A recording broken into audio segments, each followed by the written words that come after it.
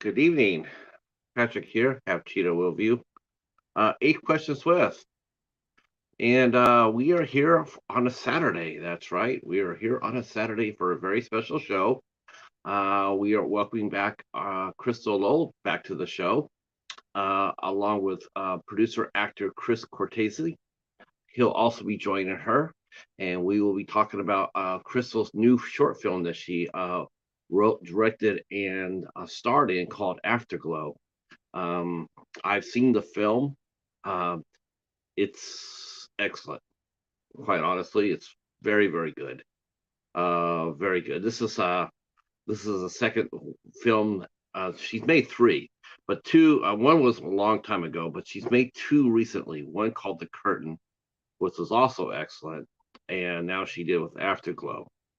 And and as we're speaking today on May 6th, she is actually prepping. She's being prepped to to make a film for Hallmark. Hallmark reached out and contacted her and asked her if she would like to direct a film. I'm thinking it's based on Afterglow. I think they watched that and they said, "Yeah, we should give her a movie to do." Um, and so it's very exciting news for Crystal for that because the lady definitely has the talent for it, and she can write too. Let me tell you, her this I mean, she can write, she can direct. Um, it's very cool, very very cool. So we're going to talk about how the movie came into be, with the message that was in it. Um, we'll see how Chris got involved in it. Chris is an actor himself. His career is getting started. He's done some projects. We'll talk to Chris about his career as well, see how these two met, and talk a little bit more in the future about what's gonna, what she can. Because I'm not really sure if the official title has been released yet. I mean, I know that she's done the movie, she's doing the movie. I just don't know if they've done casting and stuff like that. But hey, Ant, how are you, sir? I'm glad you're here. Glad you're here. Yeah, I'm excited. This is Crystal's second visit with us. Um, she was with us before, and we had a lot of fun. And that was a fun interview. I gotta tell you, that was yeah, one for the books, that's for sure. Um, and I'm thinking this movie here, Afterglow, is one for the books too. It's a very powerful movie. And I think it could. I think it could. We could all relate to it.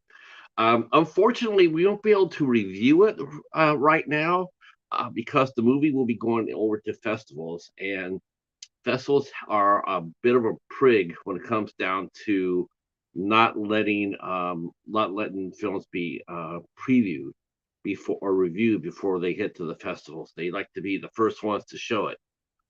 So uh, as soon as we get a chance, we will definitely watch and review it and post it and share it and jump up and down about it. But until then, and we'll find out from Crystal where the movie's at in terms of that. And we'll also, of course, we'll be talking about the writer's strike because that is a huge, huge mountain right now. Everything has grounded to a halt. SAG after actors are supporting their brethren of the Writers Guild of America as they should. So right now, nothing is being done anywhere. It's like the pandemic all over again. All right.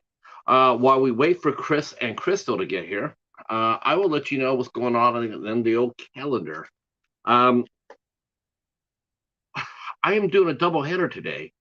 We are doing the special show with Crystal and Chris today, which will start at 6 o'clock, and then I will be back at about 8:15 or so. Me and the Cheetah, we have hijacked another show. We hijacked the Midnight Hour a few weeks ago, and now we're hijacking another show. We're hijacking the House of Horrors. We're renaming it the House of Cheetah. This is our third time that this will be our third hijacking. We hijacked DK and the Bee. We hijacked that show, become the Cheetah and the Bee. This is a new thing. Everybody wants us to kidnap their show.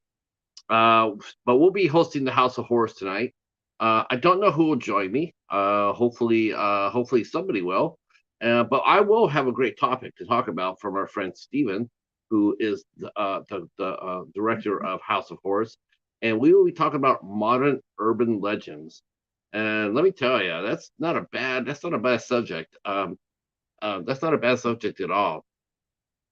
I'll also be talking about I'm actually watching The Shining. I rewatched this. I'm watching rewatching The Shining for the first time since I first saw it. So that's like 1980. Um, I gotta admit, nothing's changed for me. I'm still I'm still watching it with that. I'm still watching it, maybe because I already know know what's going to happen, but I'm still watching it. And the only positive thing I can say about The Shining really right now is I like the score. I thought the score was pretty good.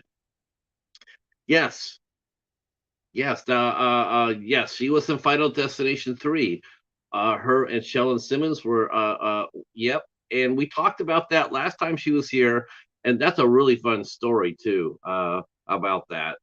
Hey, Kaleo, how are you? How are you? Hey, Steven, how are you? Thank you guys for coming here early. I appreciate it. Hey, Casey, there he is, our guest from last night. Casey and Guy again, kicking it. Um, yeah, thanks for coming in early for this show. This is going to be a fun one, I'm sure.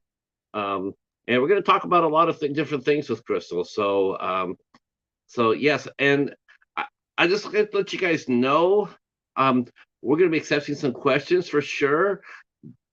But I just, I hate to say, I don't even, I don't even have to even say this. You guys know, guys, what the story is.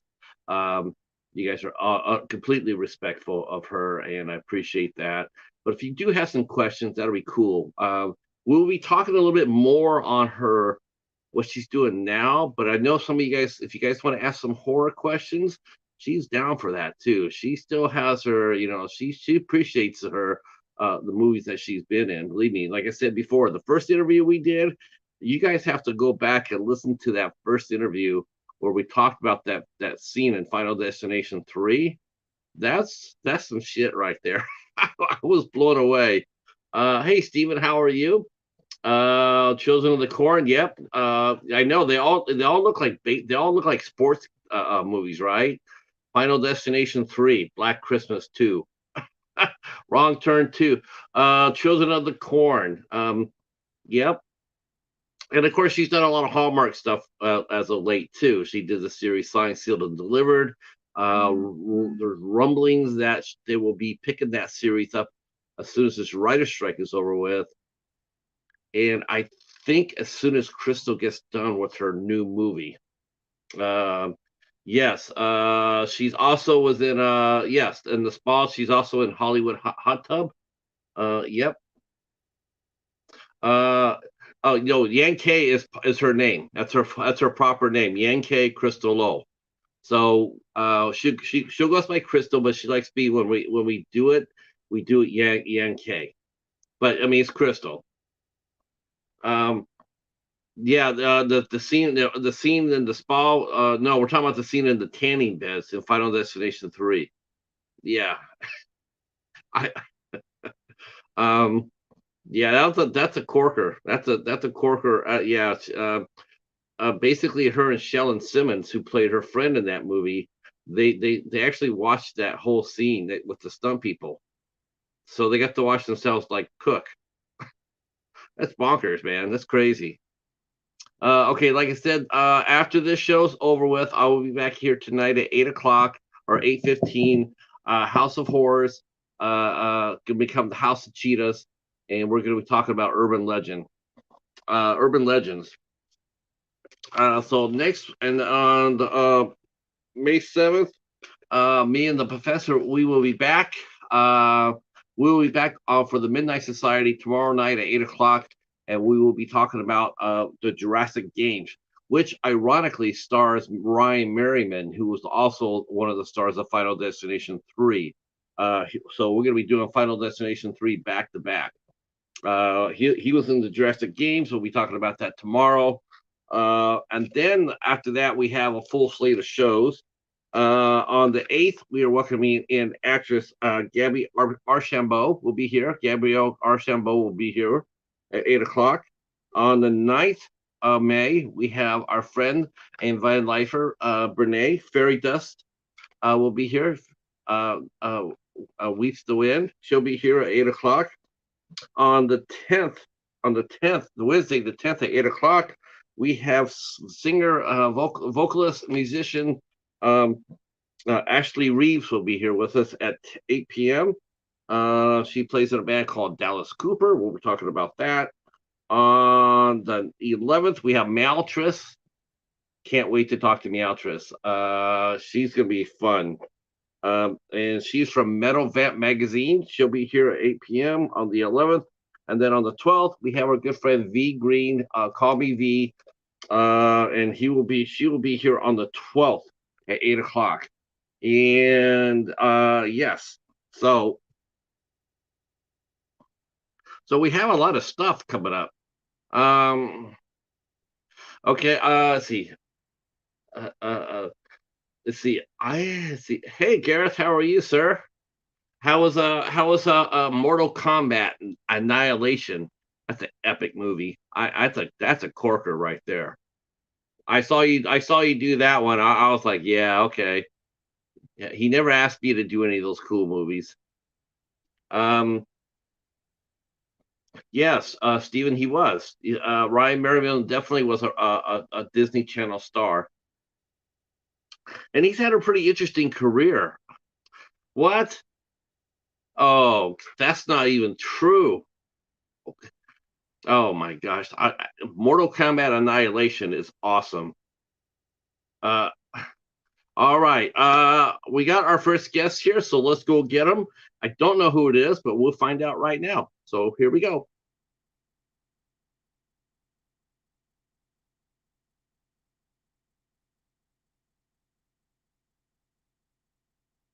Good evening, Chris. Is it Chris or Christopher? Oh, no, no sounds.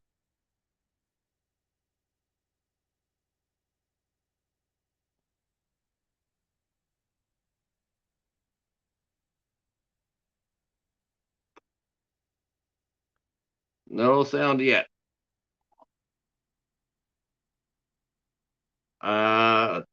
There we go.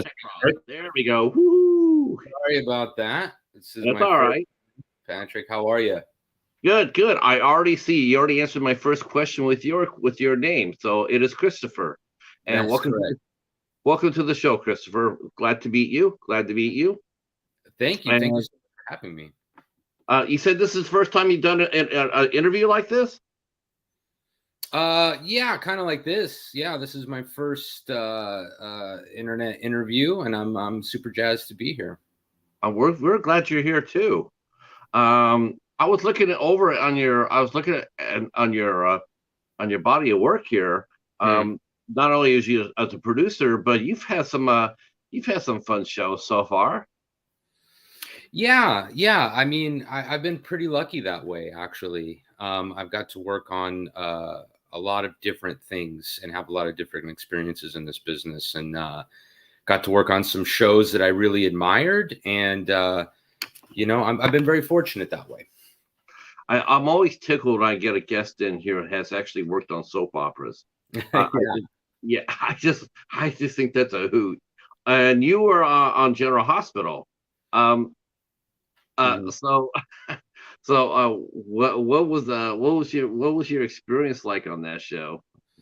That show, well, first of all, my experience was really good on General Hospital. So much fun to work on that show, and I'm being completely honest in that. That show has been going on for 60 plus years, or I think it just hit its 60th year. Yeah. And it is a well-oiled machine. They shoot a lot of episodes. They shoot like 2 episodes per day, pretty much is the schedule. They work a lot. Right. And you kind of get thrust into it. If you're not doing it on a regular basis, you kind of hit the ground running. And there's a lot of moving parts. And but everybody on that show was so genuinely nice to me, and it's such a community there. And when you come on for just a little bit, like I was, they are so welcoming, and they because they spend so much time together shooting together. When somebody new comes in, it's just like a new friend, and they were really, really welcoming. And they're all so professional over there, and I just had a blast working on that show. I think people will be a little bit surprised to realize how many veterans actors. A lot of people think that soap opera is a place where actors go to cut their teeth. Mm-hmm.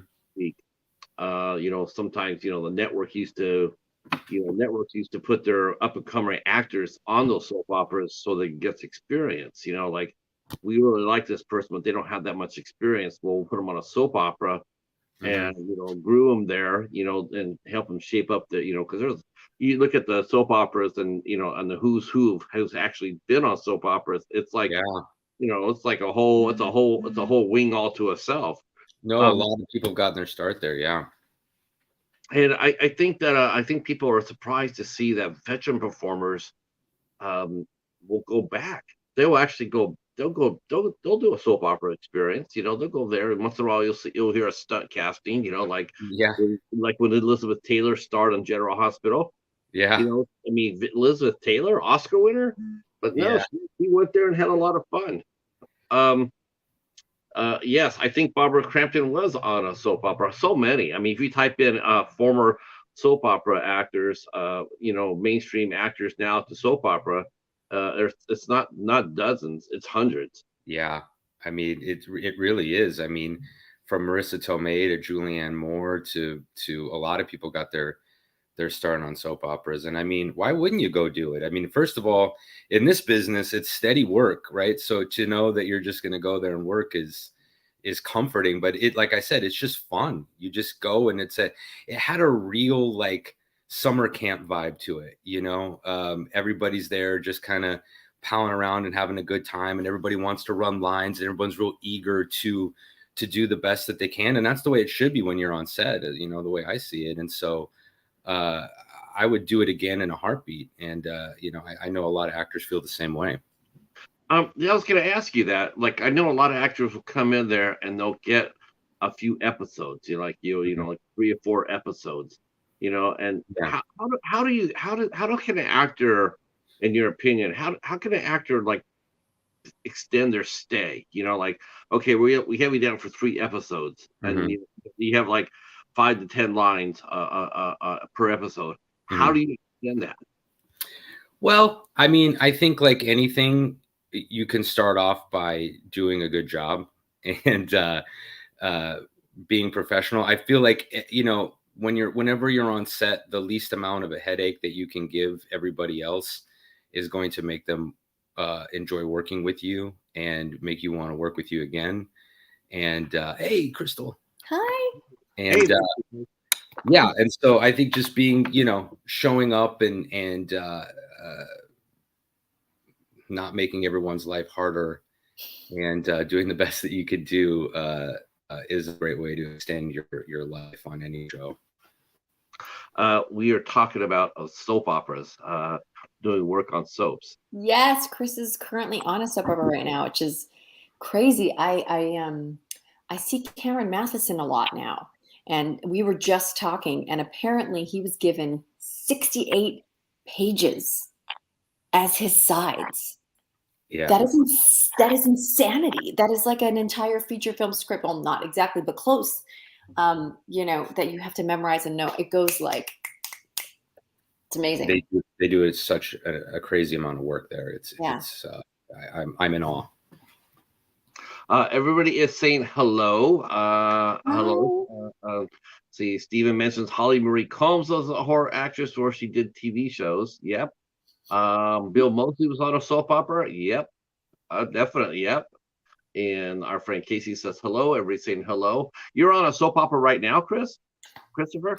No, I just finished. Well, I guess my episodes are in the middle of airing on General Hospital as we speak. I don't know if I'm supposed to. Well, 2 of my episodes have aired last week, and then the rest are coming up soon. I think that's all that I'm allowed to say. Okay. Well, hopefully, that will look at your work and they'll sit there and say, we need that guy on our show. They So do need him on the show. Hello, have you seen him? He's he- hilarious. he's got to be related to Sonny. Like, how can we? Oh Yeah. wait, did that come from me? Oh, shoot. Okay, yeah. All right, yeah, all right. So I'm a Sonny Corinthos fan. All right. Aren't we all? Yes. Maurice Bernard is a hell of an actor. Yeah. Hell of an actor. Good to see you both. Can't wait to talk about Afterglow. I know. I So can't wait to talk about it too. I'm so glad you enjoyed it and got to see it. I can't wait till we can share it with, I know, isn't it the everyone. truth? Yeah. That's the I gotta be honest with you. I know film festivals are really important and I respect them and I respect what they do.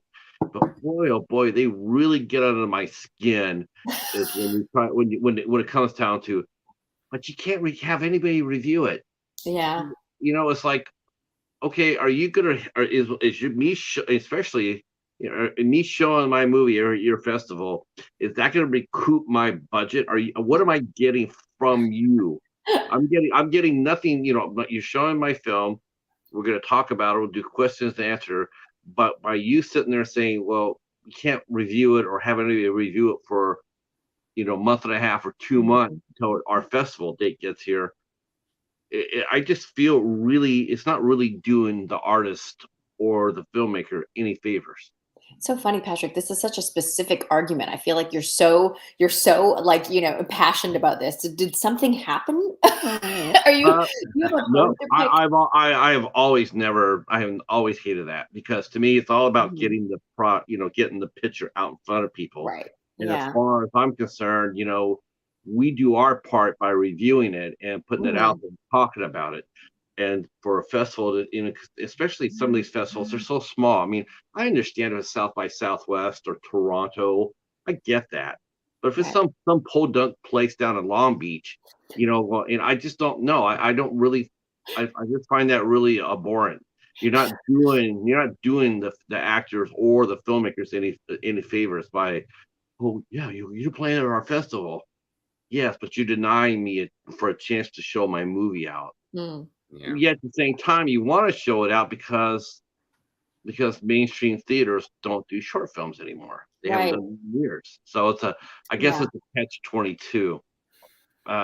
This is our lives. Mm. Yeah, Everything is a catch-22 in our life, for filmmakers and actors, everything is like, get a job, but you can't get a job unless you got a job. Uh, yeah, and, why aren't you on the shows that you want? Good question. We all want to be on the shows that we want. It's just the artist life. I think Chris and I both we just lean in now. Cause like, what are you going to do? I'm not gonna fight it anymore. I'm just going to lean in and keep making stuff so that I don't have to think yeah. about it. Um, this is I'm not, when I watched the Afterglow, I sort of had expectations because of the curtain. And Oh, yes. Yeah. I had I was like, okay, I was very excited because the curtain's so good. And Oh, yes, that movie did get reviewed, by the way. So you can go check out the review. okay. Um, uh, uh, I had that same level of expectations. Like I'm really excited to see this. And then I gotta be honest with you, like I said, I mean, you and I were talking about it after you showed it to me, and I was in tears. I could relate to exactly what you were talking about. I knew Oh, I watched it all the way through. I knew exactly what you were doing and who you're talking to, and mhm. I was just blown away by that. I thought the candidness and the honesty and the emotion all came through perfect. Um, Well, thank you, because that was, that short was definitely a labor of love. The Curtain was such an amazing experience for me, and I really got to like play as a director with The Curtain. I didn't write the piece, so I got to just take it and create, the visuals of it. I got to really experiment with color. I got to I had a much bigger budget. I had a full crew. Bless you, Chris. Thank you. I tried to. But The Curtain was like, sorry, The Curtain Afterglow was like a running gun. We were like, first of all, I wrote that, and that was one of the first pieces I'd ever written. And so it's my voice, and it has a lot of my own personal experience and the yeah, feeling of not being able to be accepted or change, even within myself, not seeing myself in a different light and what that means. And then it was super personal also because my daughter's, in it. And I got to have her on screen with me. And then, Chris and I literally, I think we got to set and we were like, where's the slate? Oh God, did you bring a slate? Oh no, where's the slate? And he's like, it's fine, I got it. And he's like, pulling up Slate on his iPhone and like sneaking. He's like, we got it, we're fine, we're gonna do this. It was us. A DOP, doing the camera as well on a little Sigma MP. It's this, it's this big, and a sound guy, and that was it. I literally went to IKEA and bought that furniture and built it, to make Chris's office. We're like in there making the furniture and the yoga studio. Like we did all of that with our hands. So it was a very different experience. Plus I didn't get to, it was weird for me because I didn't, it's the first time I'd ever been in something that I was directing. That was weird. Right. Yeah. You weren't in the curtain. You just directed that. Yeah. I was just in that. Yeah. And I'm the lead in it, this short. And I know it's not a big short, but I'm in every scene. So, directing myself was really weird because we didn't have Video Village. I couldn't see it. With the curtain, I had a budget. I had, Video Village. I could like plan and design shots and just watch it and see how I wanted to fix things or whatever. With this, it was like, all right, let's go. Let's just see what happens. I think maybe because the story was so personal. Yeah, it was very personal. That's what really made Afterglow just leap out at the screen. I mean, anybody who's anybody who loves your work or is a fan or a friend, they immediately saw what you're doing. I mean, yes. And I think they could see a lot of themselves in that movie as well. Yeah, I hope so. I mean, it's so much more than just one subject matter. It's really about the struggle of you get to be you're the narrator of your own story. Nobody else gets to tell you who you are, and you're allowed to change that at any point in your life. You can be a plumber for 20 years and you have every right to come and say to me, I don't want to be a plumber anymore. I want to be an electrician. I'd be like, great, go be an electrician. Who am I to tell you, sorry, no, you're a plumber. That's who you are for the rest of your life. And I think there's just so much judgment in the world and zero empathy. And so I think that's really where I wanted to, hit the ball with the bat. Let's see. I'll go back to the chat real quick here. Thank you for showing up, Hobbs and Andre. Let's see. Does Crystal have a? Oh, we'll come up to those questions. We'll come up. Yes, we have some horror fans in the room. We will come up to those in a second here or two. Yeah, I was just thinking about that. I was, I remember we talked about this last time, and because you were on Signed, Sealed, and Delivered, and I remember seeing you the first time I saw you walk through the room, and I'm just going like, that's awesome. That's just like, it's just awesome. It's like you came in as Rita, and I'm like, okay, with the frumpy clothes, but it just can't disguise that, I was like, yeah, you got fans, you got people who love her and that know her, and they're not gonna look at that and go like, okay, she's, but the fact of it is, you came out and did a family film. You mean, you're doing a family project. You did Wonder. Yeah. That's, that was such a great film to be a part of too. I think I'm an artist, and for years and years I was painting the same picture for a really long time. I love horror. I have nothing against horror. I would do horror again if the script was really good. Sure. But I don't want to keep painting the same picture every day. No. I wanted to do something else. And when Signed, Sealed came up, it was just such a great opportunity. And it's opened the doors. Didn't you weren't you doing Signed, Sealed? Whoops. Oh, she'll be back here in a minute. Yeah. Okay. So let me ask you this, Christopher. Yeah. How did you and Crystal meet while we wait for her to come back? Crystal and I met through a mutual friend, actually, who owns the restaurant that we shot some of the scenes in Afterglow and introduced us. And we just kind of hit it off immediately. We both have a severe love of 80s films and 80s music, and We both are super geeky about acting, and we just kind of hit it off. And so when we would read for each other's auditions and things like that, and just this kind of like working relationship grew with one another. 1 second, let me see if I can get her back on here. Okay. The wonders of the internet. Yes. Yes, I've had my fun this week with the internet. I'm sure. I'm gonna see if she needs I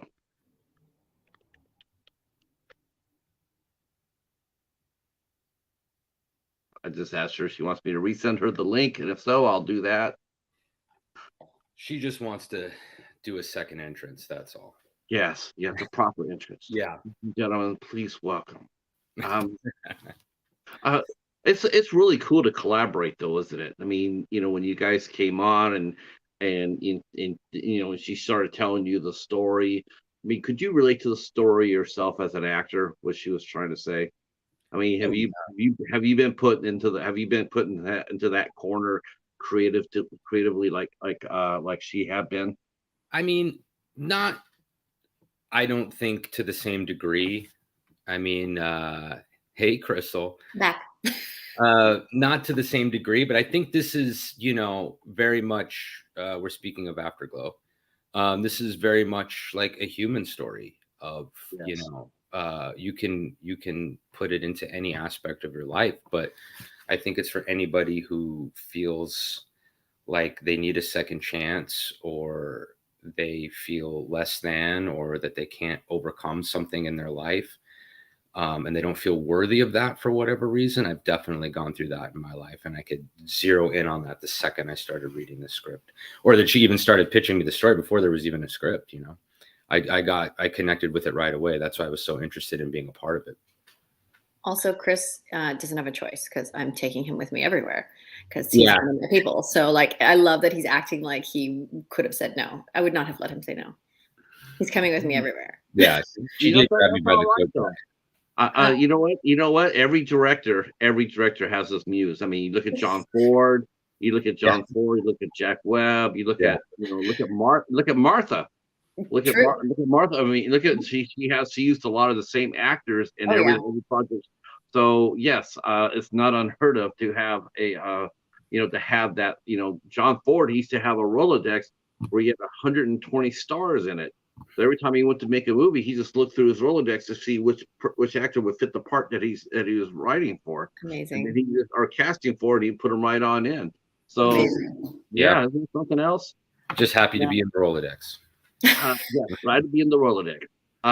What's exciting about this though is you as you telling your story, and it's really interesting that you wrote this even after you were doing Signed, Sealed, and Delivered. Mm-hmm. And I got the impression that while that's it's very successful series. I have a feeling that you were still having a hard time getting roles like that. Oh God, yes. Everybody wanted you to be the femme fatale or it's like, I just did a series and 18 movies of family, and you're still not putting me into that. You're not still not considering. I had full discussions I wouldn't say the arguments, with even my own representatives being like, listen, you don't think you can be a character actor. Nobody's going to take you that way. Don't even take photos like that. Cause just because you played Rita doesn't mean nobody else is going to want that. I mean, I would even have discussions with my own reps at the time that just could not wrap their brain around seeing me in any other way than what they'd seen me as, because I've been with, somebody for 20 years. So he saw me the way that he saw me. And there was just no room to reinvent myself. And that is exhausting for me. I am somebody who wants to reinvent themselves all the time. So the minute I feel like I'm not growing and I'm not challenging myself, I need to challenge myself and grow further. There is, and I don't think there will ever be a point in my life or career where I'm like, done, finished. Right. I think that's the joy of being an artist, is the growth part of it. So yeah, it has been difficult to convince people even now. I very rarely, once in a blue moon, I get to read for kind of quirky characters, but they don't come often. They still don't come often, even with someone like Rita. And I Rita mean, is unique, you know. how does your rep see you? Well, I've switched reps. So maybe, Yeah, and well, there you I have a deep love for my old rep. To be honest, like I was with him for 3 decades almost. So like we didn't part on bad terms. I'm still with the agency. In fact, we just moved over to somebody else. But I really was looking for female representation, and now I have 2 women. So I have female reps across the board, and I wanted that. I wanted to be seen from a female gaze. Even as an artist myself, I didn't want anything clouded. Um, I wanted it to be women, I find, and this is such a blanket general statement, but they're the ones that I've worked with so far have been a little more open to change. And I don't know if that's literally because sometimes some of us birth children, so we like have to change, and we're a little more open to seeing other women in a different way. But that's been my personal experience so far, is that they're very open to whatever I want to try next, and really supportive of that, which has been amazing for me. I'll go back to the chat real quick. Let's see. Our friend Hobbs is mentioning that's how it should be in life, Crystal. Always work hard and work till you can't work anymore. That's what he does. Yeah. And but you want to be able to change the game a little bit. It's like, why do the one thing over and over and over when you have the talent and the drive to do something new and something fresh? I'm just, it is sort of sad to realize that's how it was. I only see you as this way. I mean, unless he's seen you strictly as a leading lady. If he saw you as that, that's good. Yeah, But then, he didn't. He was, again. I really love him. I admire him a lot. I miss him. I still call him. He's within the same agency. I didn't leave the agency, But I just think it was just time for a shift for me.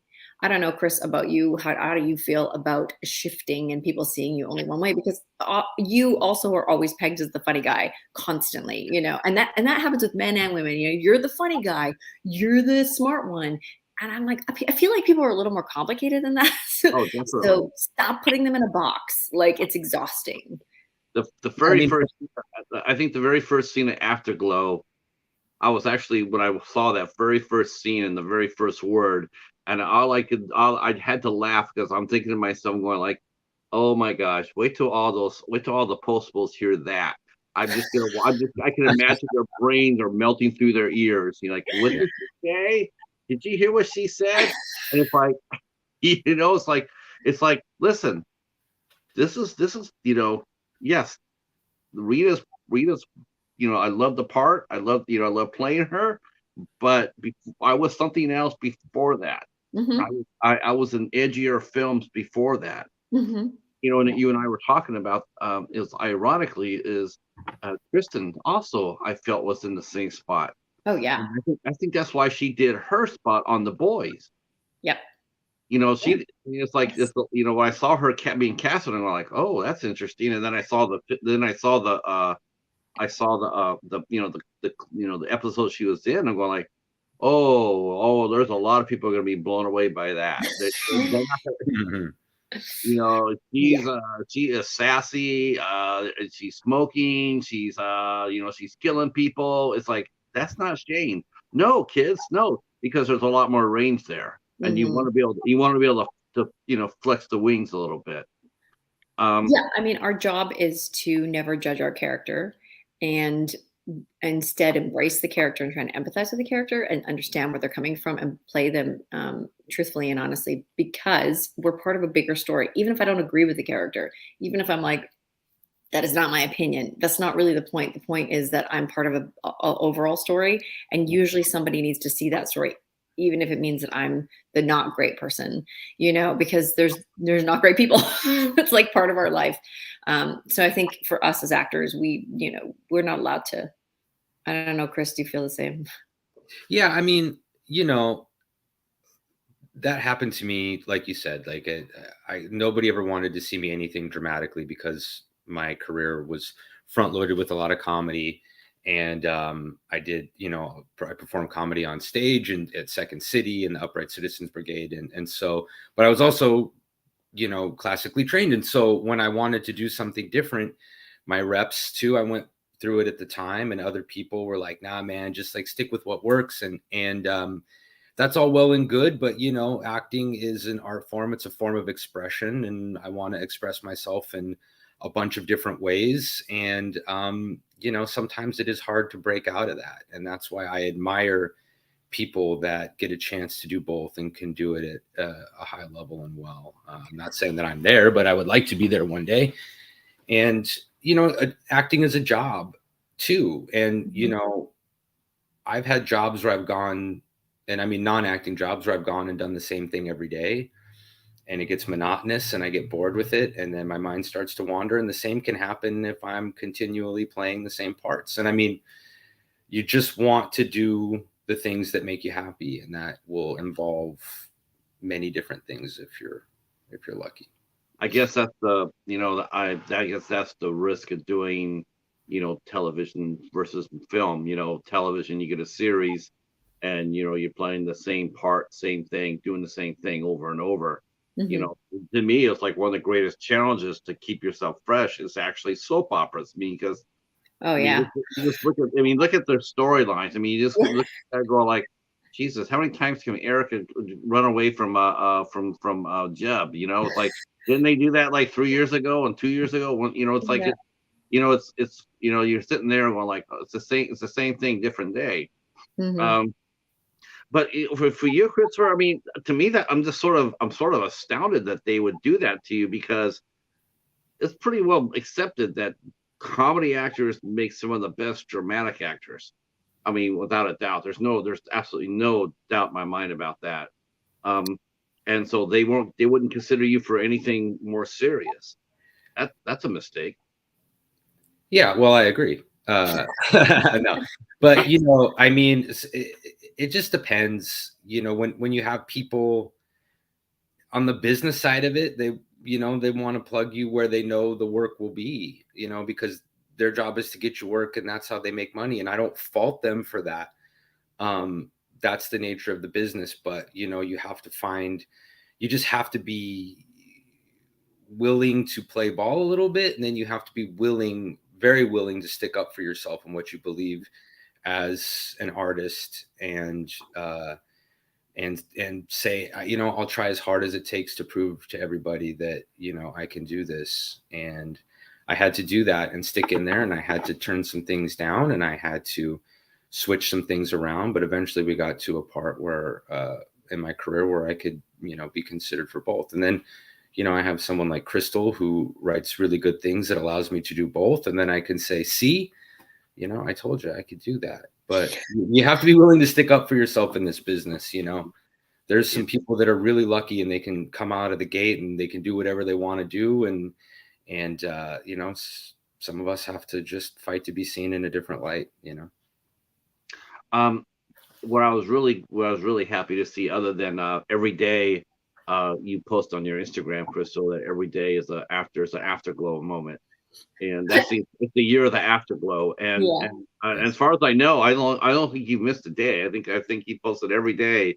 I have missed it. I've missed a couple lately because I'm doing 50,000 things at once. But I posted quite a bit. I've been trying to.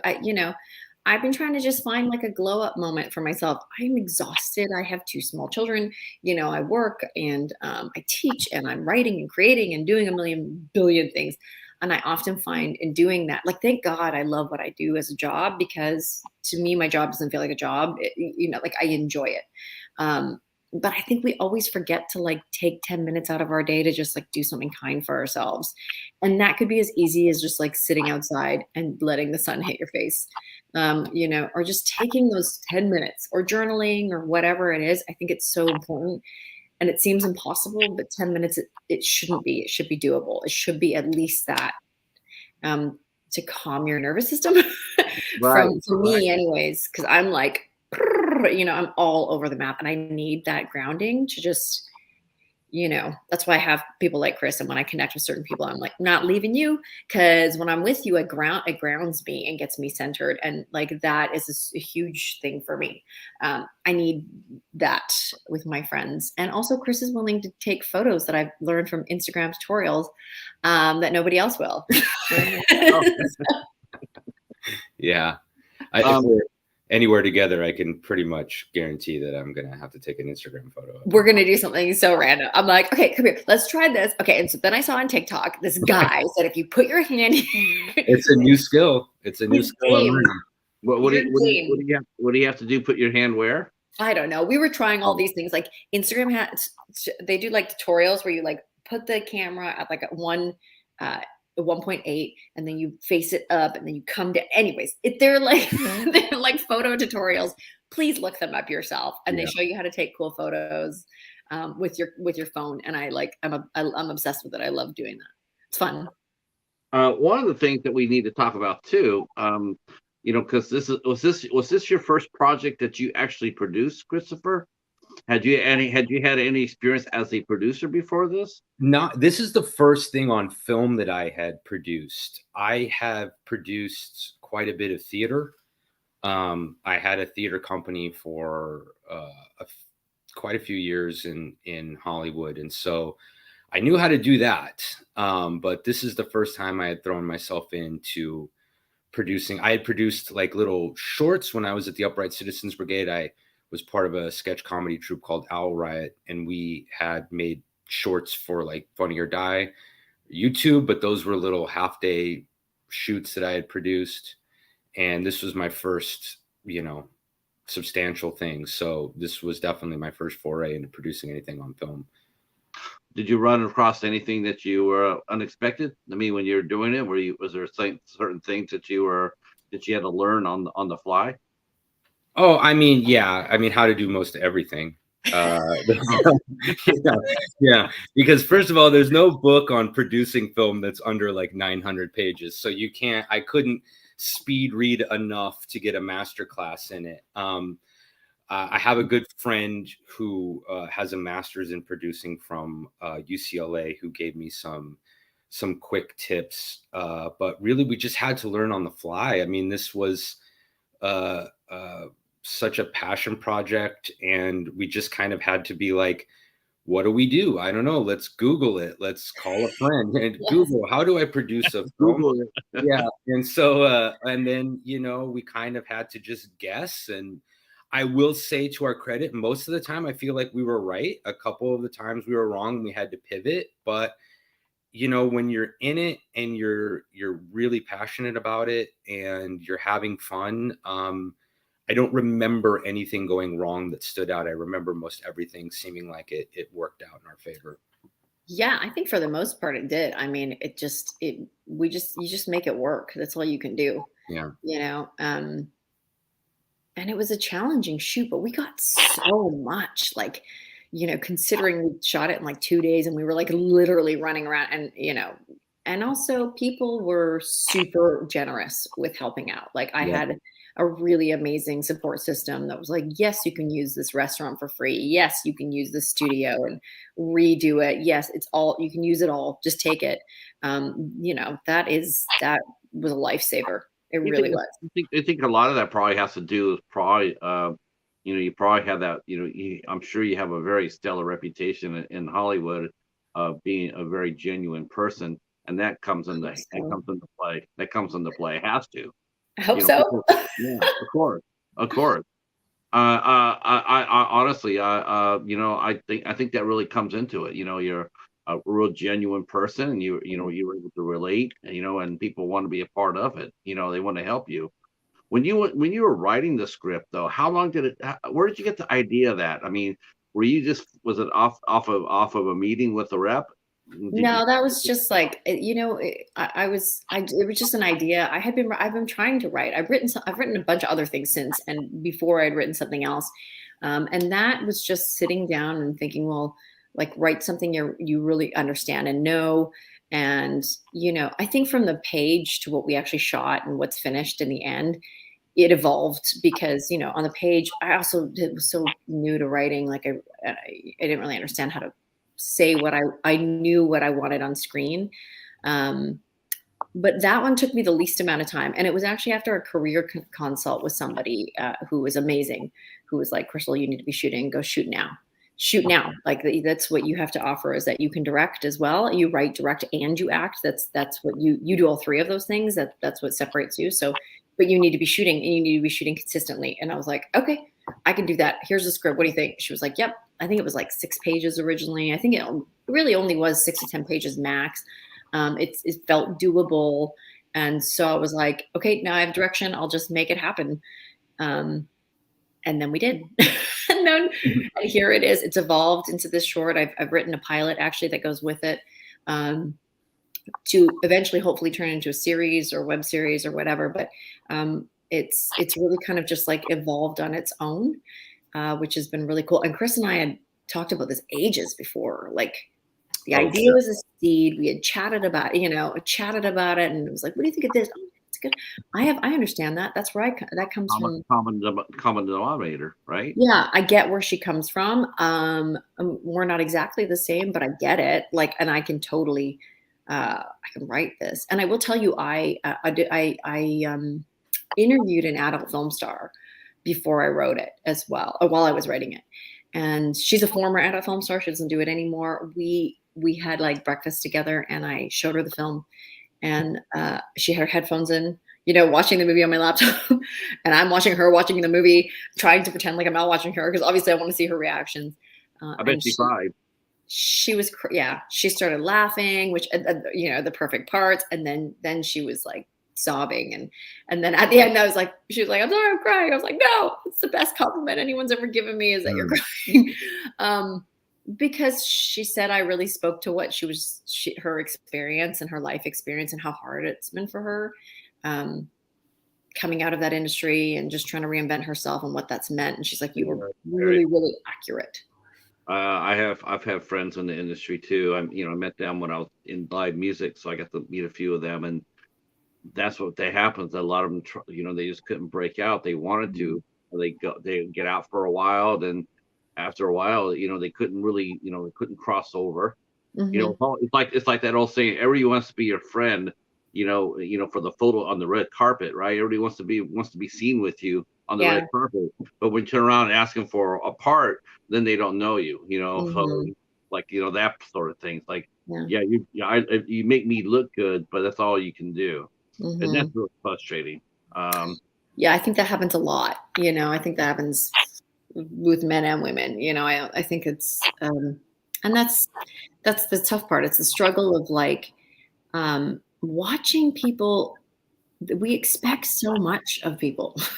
Society, you expect so much, especially of single moms or single dads, parents that are like, the world doesn't operate the way it used to.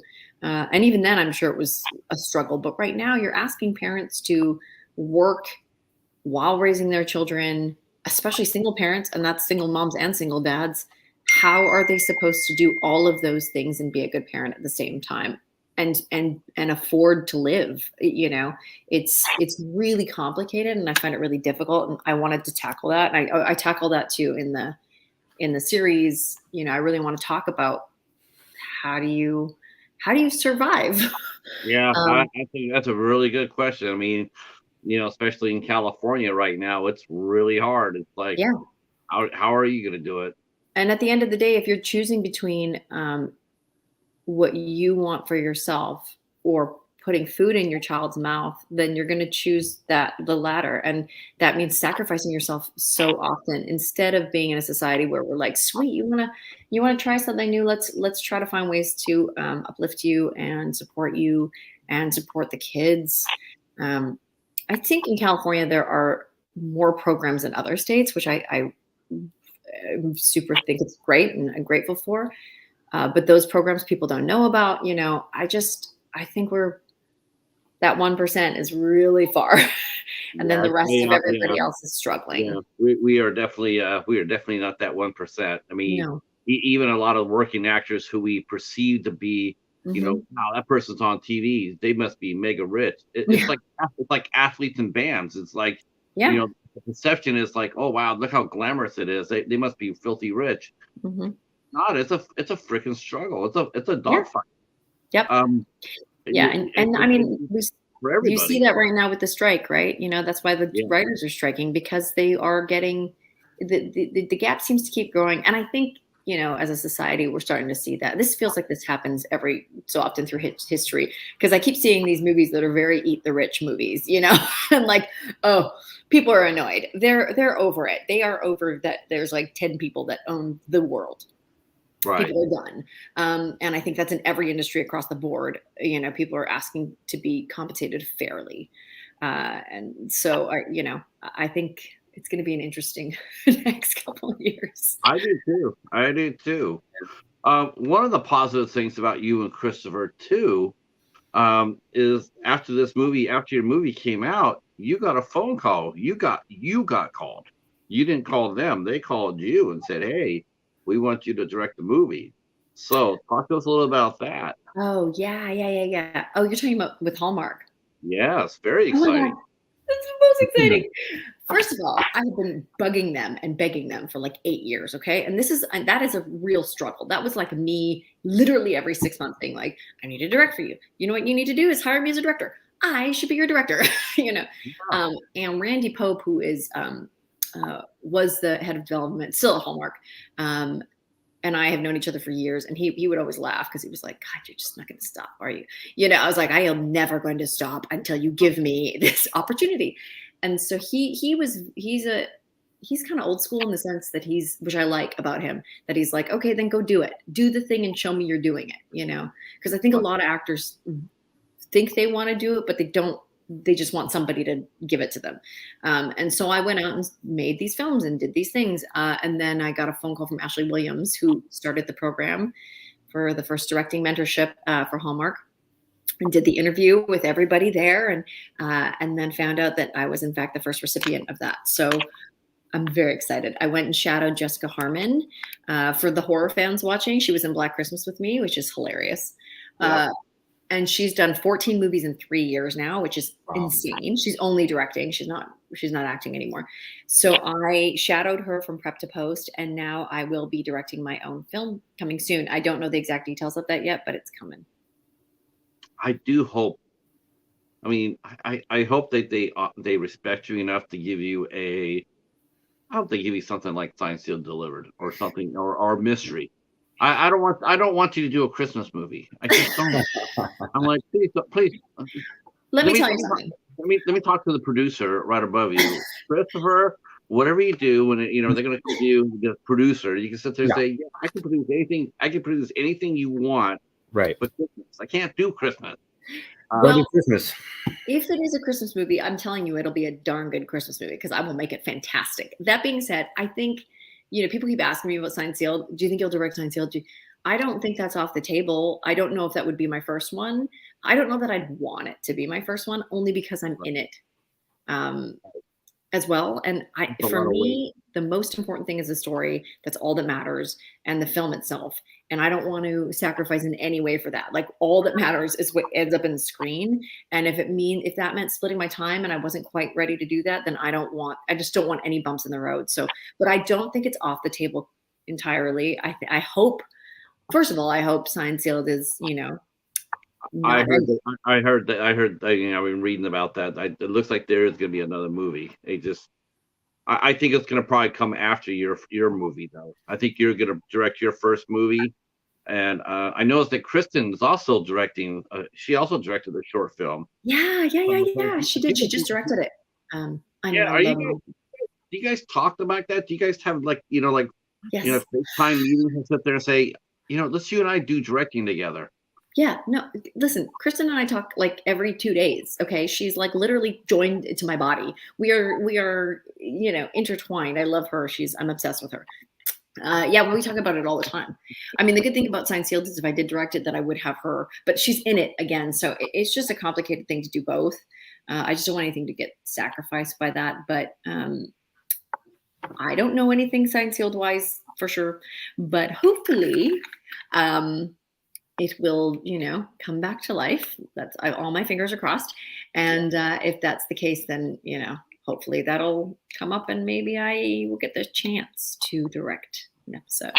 Either that or her producer and your producer, they go outside and rumble in the alley, and whoever comes back you have to direct. I think that's how most projects happen. I That think. Yeah, was- just, but Chris, Well, the calling card for my channel for me is have Cheetah will view, and if you need me to become have Cheetah will travel, we could do that too. Chris just dance fights them in the alley. That's my dream, is that it's like a West Side Story, and he comes out and like, and then they dance fight. That's my dream. For sure. I mean, that's the only way I know how to fight. I know. It's normal fight. correct. Yeah. So how important is it to have that support structure? I mean, you suffer through a lot of disappointment by yourselves, but is it it's because it's rough. You have to have a support system. But the support system for the positive things. Like I can imagine you three or you four. I'm sure she has a producer. Where you guys compare notes and what you guys are doing and Yes. what. How important is it to collaborate with your peers? I mean, is there any competitive spirit? Deep down, is there a competitive spirit? I think I'm going to rock this out harder than anybody else. What's really weird about Kristen and I, and even Ashley Williams, I talked about this on another group thing that we did, and Jessica Harmon, there was zero competition between us. And Jessica and I talked about that at length when I was with her. I go, you know what, man, I've known you for like 20 years. We used to audition together all the time. There's definitely competition with the girls, especially that age. We're all in our like 19, 20. Always, I never felt competitive with Jessica. She never felt competitive with me. We never. And then I met her mom, and I was like, oh, that's why. Because her mom is like my mom. Her mom was very like, listen, if you didn't get it, then it was because it wasn't meant for you, or maybe that person needed it more than you did at this moment. You don't know. And that's how I was raised too. So Boothie and I, Kristen and I, just like we just never. I don't know. We just didn't have that competition thing at all. And so we've been really lucky in who we're collaborating with. Do I want to, my goal is to be not the best, but to be the only. And I heard that somewhere and I was like, I love that. I'm taking that on. I'm the only. I am only me. Nobody else can be me. So like, that's all I need to focus on. I don't need to focus on being the best or getting above anyone. If anything, I like celebrate my peers. And they celebrate me because I need them to celebrate me when I get it. And then I do it with them. And if I'm jealous, I'm like, dude, I'm so jealous. Damn, I wish I got that. But you got it. So you got to take me out for dinner, like. Yeah. You're making that money now. Now you can take me out to dinner. Yeah. What's happened to you once they formally hand you your first movie, Hallmark hands you that first movie. Everybody can be sitting there going like, oh, we hear you got that Hallmark movie, making that Hallmark money. Yeah, exactly.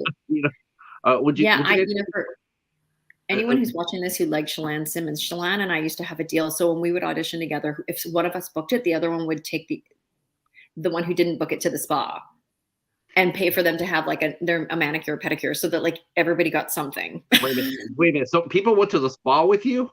Yeah, like Shalane and I had that deal. So if I would do with you. If you and Shalane came and said, "Hey, I'm going to take you to the spa," I would sit there and say, "Ladies, thanks, but no thanks. I've seen what happens to you when you go to the spa. No thanks. I'm good." You burn like a crisp.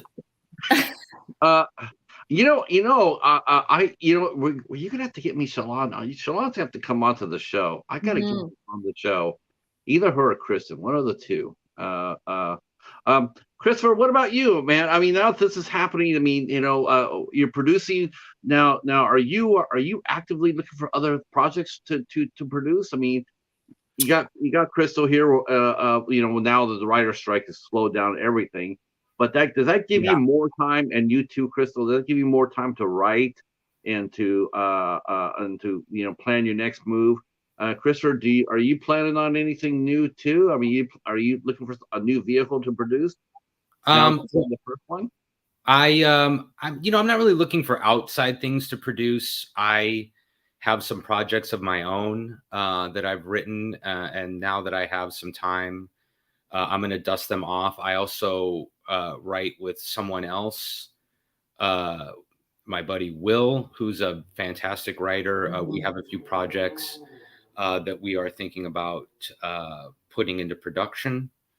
It's just really kind of everything was happening so fast, and I was fortunate, and I was working, and there's life and all these other things. And now that the brakes have been kind of slammed, it's given me a chance to stop and say, hey, you know, I want to make something. And these are one of those moments where it's like, you don't need an excuse to do it. Sometimes you think you do, but I could have been doing this all along. So I'm going to be looking to put some things into production myself. Excuse me. What time because you're a comedy writer, right? You write comedy. I mean, comedy. You know, I've had a few stand-ups on the show. I have nothing but respect for comedians. I mean, that's hard work. That is hard work to write sets and to go out there and roll them out there and stand in front of everybody. Yeah. Do you still do your stand-up as well? I mean, are you still actively in front of a crowds or I don't do stand-up. No, that was never really my strong suit. You know, I'm always kind of like, for me, it was always like sketch and improvisation when I did comedy. I'm much more comfortable going on stage and having something bomb and being like, well, at least I had a wig on, and you know that wasn't me. Or at least, you know, maybe that character didn't work. But if I go out there and I start talking about my life or my relationship or something, and no one laughs, I'm like, man, they just don't like me. And I think that's what's really hard about stand-up. And so I've never really kind of gone that route. But yeah, comedy is hard. I mean, it is, but it's super rewarding. I mean, there's nothing better than being in a zone, especially when you're writing with somebody else and just making each other die laughing. You just pray that other people find it funny, but you know, that's the rules. Just write to make yourself laugh, and then somebody else will eventually find it funny. I think if you're writing with a partner and you're making them laugh, a peer laugh, I think your chances of getting a general audience is high. It's very high. Very much so. Crystal, what do you think? What do you think some of the postables are going to think when they finally do roll out there and they do see Afterglow? What do you think? Some of them have seen it. I had a number of people contribute to the film when I did the fundraiser, and so I did a very private showing on Zoom, and some of them have seen it, and it was so well received. I didn't know how it would be received. I will say the postables are not like any fan group I could even imagine, you know, or I could even make up. They could not be more supportive. They are the most supportive people I've ever met in every endeavor that I have. You know, they really push and fight for us, and they're kind to each other too. Which sometimes in fandoms, you know, that doesn't happen. People are not kind to each other. They really, and I think it's because what Martha puts out is just that. Like you know, you can't really love the messages of our show and then not want to put them into practice, which is kindness and hope and love and understanding of one another and empathy. She really puts that in every script. So I think that's we've attracted a great group. And I did get an email from one of my fans, which was such a beautiful email. I wasn't sure how it would be received, and she said, you know, thank you for this. It really opened my eyes. Yeah. And I got to see it from a different perspective. Because we all have judgment, you know, and we are brought up, a lot of us, to believe a certain thing without really understanding where it comes. Did you tell them during the Zoom? Did you tell them anything about the film? Yeah, it's on the Indiegogo page. Like the log line was on there, so I think most of them knew. I don't know if they knew what to expect, but a lot of them, I feel like a lot of our postables have enough faith in me to, you know, kind of take a leap and see maybe something they wouldn't normally watch and go, well, she did it though, so there must be something underneath it. I was just wondering how many of them realized you were telling your story. I mean, I think a lot of them, because when I was talking to them, I always talk about how that I really relate to it. So, but you know, we'll see. It hasn't come out yet. It's not released to the general public yet, so we'll see. No. What are you guys doing as far as Christopher? Can I have you for just a few more minutes? My time with you is about up. I was told you might need to go, but can we hold on to you for a little bit? Yeah, I got a little bit more time. All right, great. Yeah, you're very fun to talk to, and Oh, yeah, we always try to get a few extra minutes if we possibly can. That's the yeah, secret of the interviewer, is to get you here for a little longer. Um, that's fine. I got time. uh, so, how are you guys gonna? What festivals are you gonna take this to? And when you when you do go to a festival and you do present your film, do you have any sort of pull as far as like, listen, here's my film. Um, I want, like, you're going back to what we were talking about earlier. It's like, can we, do you mind? I mean, because, I mean, like I said, as much as I think that, like, every reviewer in here thinks that they have a voice. It's a small voice, it's like, okay, no one's ever heard of Have Cheetah Will View, but you put it in the International Movie Database, no one's rushing over there and saying it's like the same for the Rotten Tomatoes. Right. Can you guys go over there, and when you do some of your films, can you sit there and say, if we have 1 or 2 reviews or 1 to 5 reviews, is that going to hurt us being entered into your festival? Or are they really strict about that? I don't think we've ever asked, have we, Chris? I don't know. No, I mean, this is where I'm going to be exposed and be like, I'm still learning about all of this. But to my knowledge, I don't think, I mean, we know we're up against it. Well, I guess to go back and answer the first part of your question, we're going to try and go to all of the festivals. I mean, there's certain ones that are targeted that we'd like to get into that are bigger, and there's certain ones that are targeted that are more specific to the material that we think would be good for us. And that's kind of what our discussion has been when we've been submitting. But as far as the pool, I don't know if that really has anything. They're kind of secretive. It's kind of the society of its. That's not a good thing. I just, one thing about festivals I would like to see change, and that is transparency. Because honestly, it's sort of shady, that they put everything underneath the cover. It's films. It's what it is. It's people submit films, and you pick the films you like, and you present them. I don't understand the cloak and dagger. It shouldn't be there, in my opinion. Yeah, we were at a festival recently, and there was a film that had quite a large budget and the scope of it and the subject matter and everything was very interesting for the festival that we were at, and it really kind of put the rest of the films that fit into our box as far as budget, time, subject matter, to go along with what the festival was, really put us at a disadvantage. And it was very interesting to see. And I'm not taking anything away from those filmmakers. They put their film in a festival. It got into the festival. They have every right to be there because they were accepted. But it really was kind of interesting to say, oh, well, okay, I thought this festival was for this and that. Right. I once again, there was no explanation as to why. And I guess, you got to move on. And plenty of people saw our film, and we met some great filmmakers, and mission accomplished. But that whole world, I'm still learning very much about. Yeah.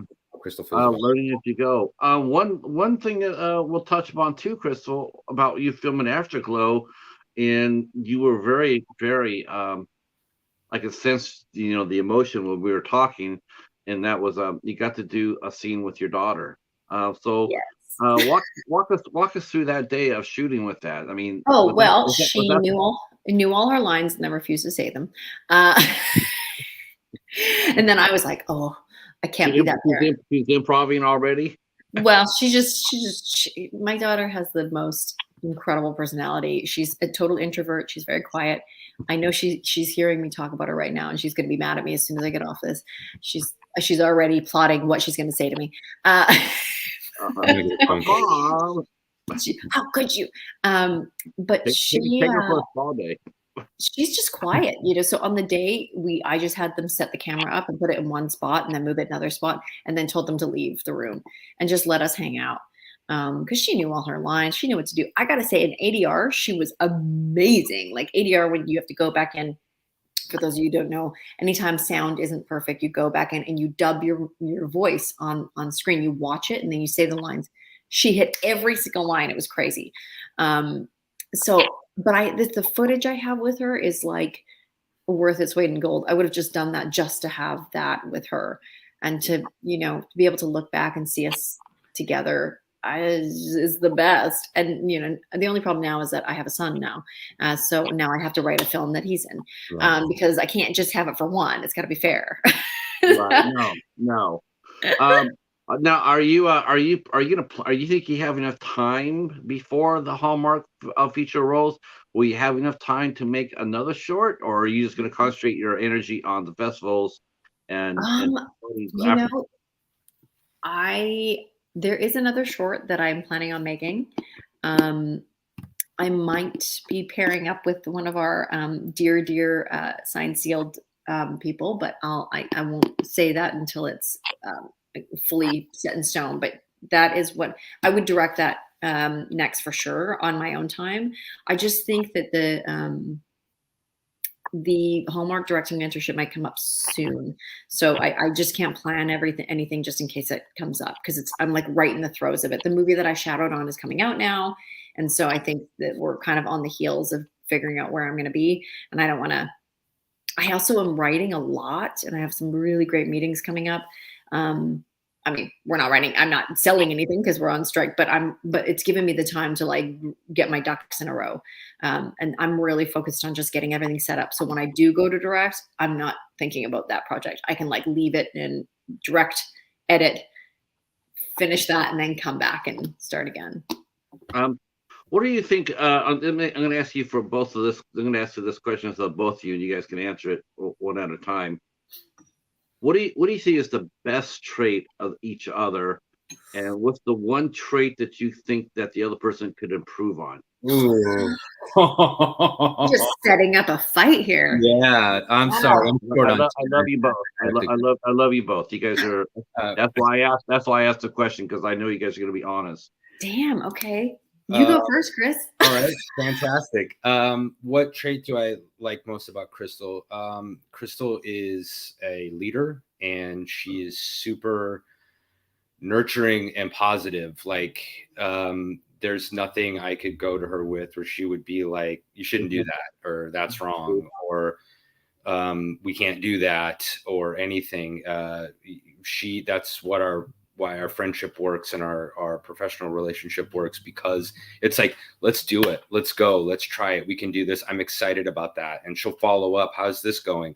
How's that going? And you need those people in your life, because especially in this town, there's a lot of people are just jaded, and they'll tell you can't do that, or you shouldn't do that, or you're not right for this, or you're too old for this, or whatever. It doesn't matter. Crystal does not do any of that. So I feel like I can go to her with any seed of anything I'm dreaming about, and she will be like, "Yeah, do it. And how can I help you?"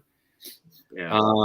And what's one thing that she could improve upon? Oh boy. The list is very big. No, I mean, not as big as you think. You could probably learn how to make crescent rolls better. One time we had a breakfast meeting, and Crystal promised me crescent rolls, and then we had to Google how to make them. That's true. I actually had to call him after too, and I texted him and be like, "How do I make those crescent rolls again? Can you call your friend?" He was like, "Oh my God. You don't think that the thing I have to improve on is the fact that you'll tell me something and 10 minutes later I've forgotten, and I've texted you 15 times asking the same question?" That's then the crescent rolls.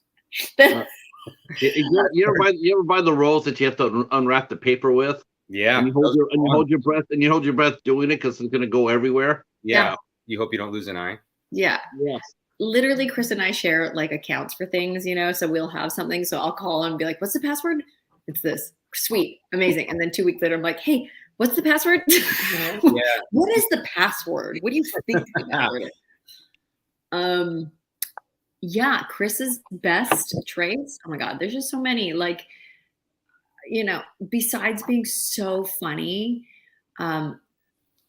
He is somebody that you can sit with and talk to, and he actually listens. And I say that as like the highest ranking thing of anything, because I think 90% of people don't listen. They don't really listen. I never feel like I'm not being heard with Chris. And I talk a lot, so if somebody is willing to just listen, and it never feels like that. He's the most, he's so fun and so funny, and he always can put me in a good mood.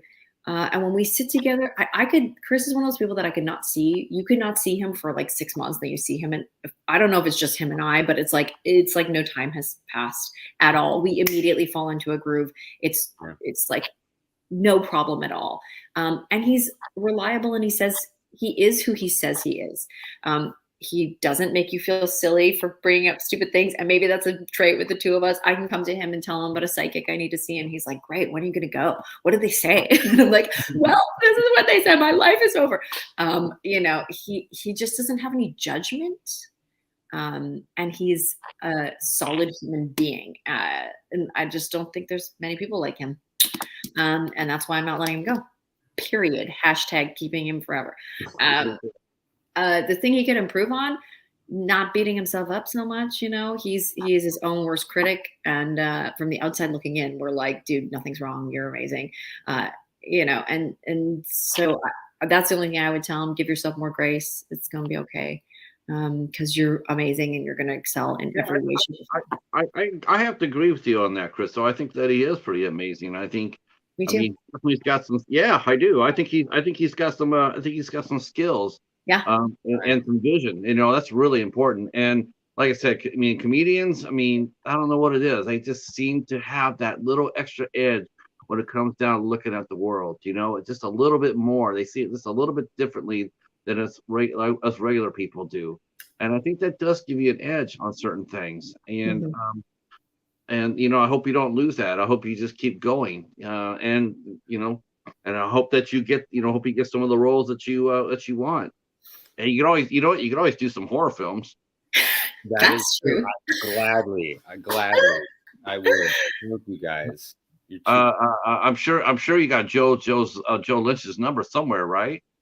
Yeah, I saw him a little while ago. I did like a podcast with him for a fundraiser on something. Yeah, him and Adam Green do that fundraiser every year for their dog. Yeah. He's the guy. That guy was always a nice guy. He was great when we were filming too. Joe Lynch is amazing. He's amazing. That guy. Yeah, he's. Have you ever met Joe Lynch, Christopher? I have not. Oh, I've had the pleasure. Put that on your to-do list, because that guy's amazing. He's a great director. I tell you what, though, I will go ahead and start thinking about wrapping this up for you guys, because I do know that you have family business Saturday night. And Christopher, thank you so much for coming out and hanging out with us. I appreciate it. Very generous with your time. Thank you so much. It's been my pleasure, Patrick. Thank you very much. This has been awesome. And Crystal, of course, you and I will talk afterwards. I gotta say, I feel really honored and blessed to see, because it's so rare. I mean, honestly, it's so rare to actually sit there and say, yeah, I have somebody who, we're friends. I feel like we're friends. I feel like I could talk to you about just about anything. Yeah. And, thank you so much for that. That means so much to me. Thank you. Just one of the nicest human beings out there. So generous with your time and your kindness. And I see how you act with everybody. You are very genuine. And it's a breath of fresh air, like Christopher mentioned, how everybody's jaded. And here you are. You've been around, and for a lot of projects, a lot of great movies, but you're still as bubbly as ever. It's just my personality. I cannot change it. It's not going anywhere. We don't want that to change. Good. All right, boys and girls. That is going to. Let's see. Hold on. Let me see if there's a couple questions here. If I did, then I'll answer it. Yes, we'll get questions next time. I promise. So we'll come back and we'll do more of a question and answer. I promise you that. I will. Yes. Thank you guys so much for coming out and supporting this show. Means a lot. Yes. I will be back here at 8:15, and we're going to be talking about urban legends. Wow. I know. Same. Hey, anybody got any urban legends, modern ones? I gotta look some up. Uh, all right, you guys. That is it for us. You two stay there for 1 second. Sure. I'm gonna say goodnight to the chat. Thank you guys so much. We will see you at about 8:15. Peace.